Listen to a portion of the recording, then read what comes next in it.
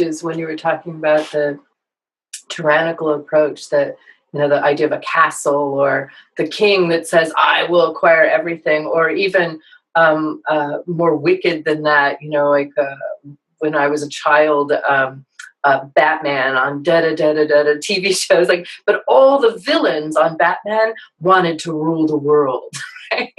And I can even remember being really young and thinking, who the hell would want to run the world? Like, you want to be in charge of everything? That's just, you can't possibly be in charge of everything. But that is that tyrannical perspective, isn't it? Like, I will control it all. Yeah, and there's this tacit promise in our culture, that that the more knowledge you have, the more control you will have, the better it will be. So knowledge will save us. Hmm. This theme that runs through our culture with it, and it's never really stated out loud, but it's there once you look for it. Knowledge will save us. We need to figure this out. We need to know more. Knowledge is lethal when it's not counterbalanced by self-knowledge. Now, you look at knowledge and self-knowledge, and you might think, well, they're the same thing, aren't they? And for my money, knowledge and self-knowledge are opposites. So knowledge is perspectives, right? You have a perspective on this, a perspective on that, and you gain these. It's like digital information. You gain all these little bits of knowledge, and you're hoping they will add up to a whole. And it's a fool's dream. They never will. That's not how wholeness happens. So knowledge is like a self-centered understanding of the world, where you possess knowledge, like that tyrant in the castle, and it allows you a certain leverage over your environment.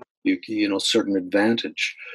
But self-knowledge, by contrast, is a world-centered understanding of the self. Mhm. So it's as you come into relationship with the world that you are illuminated, and you come into relationship with a pine tree, into a felt relationship, and it illuminates you in a particular way. You come into relationship with a child, it illuminates you in another way. You come into relationship with a dear friend, you're illuminated, and the more deeply you come into felt relationship with the world around you, the more of who you are is illuminated and brought to life. Mhm.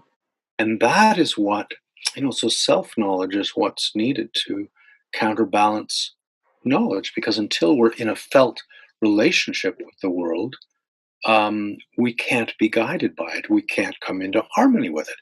And again, we misunderstand control and harmony. We think they're a similar thing. And again, they're opposites, because control is about imposing a predetermined order over a given system. Harmony is an organic whole in which every part of the whole answers without resistance to every other part of the whole. Mhm. So, of the wholeness of the self, it's not. It's one of the impediments of our culture, is that we tend to think of the self as an enclosed, independent entity. So, when we think of wholeness, the phrase that most readily comes to mind is becoming whole in body, mind, and spirit.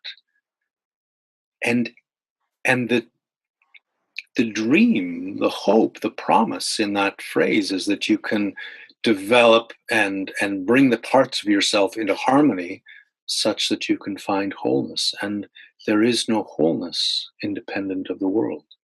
You'd have to say whole in body, mind, spirit, and relationship, or whole in body, mind, spirit, and surrender, because you can only surrender to what is. You can't control it, you can't own it, you can't possess it. But then in the work we do, there's a lot of talk about surrender and not so much talk about security. Mm. And you can't you can't just surrender, Mhm. right? You need that foundation of security in order to find that the freedom of that surrender. And again, that security lies within the body. When the security of your being, the ground of your being is the pelvic floor. And to drop down through your body and come to rest there is to come home to yourself.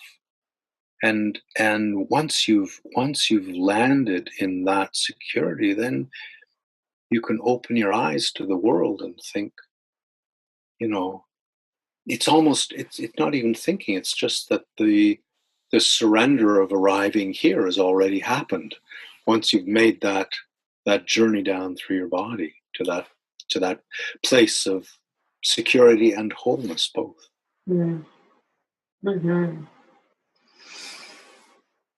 There's such poetry in the images and the stories, the rhythms with which you speak and the images you bring in. And I can imagine that as our guests are listening, they're taking trips, like you say pelvic bowl, and like, whoa, oh right, there's a bowl down there in my pelvis. And it's not a phrase, a term people often hear or say.